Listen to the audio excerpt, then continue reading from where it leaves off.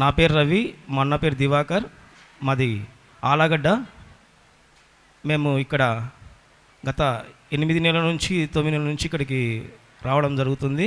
మా సాక్ష్యం ఏంటంటే, మా హయ్యర్ ఎడ్యుకేషన్ అయిపోయిన నుంచి మేము జాబ్కు ట్రై చేస్తున్నాము.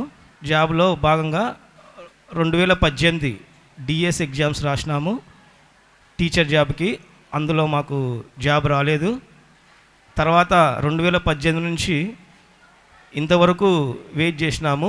దాదాపుగా 6-7 ఏళ్ళు గడుస్తున్నప్పటికీ జాబ్ నోటిఫికేషన్ లేదు.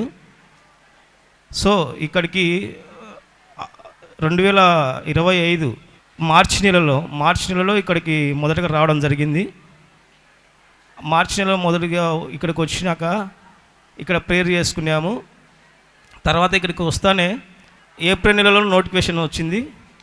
అక్కడ నుంచి ఒక్కొక్క మంత్లో ఈ 2025 మెగా డిఎస్సి ఒక్కొక్క ప్రాసెస్ స్టెప్స్ అనేది ముందుకు సాగింది.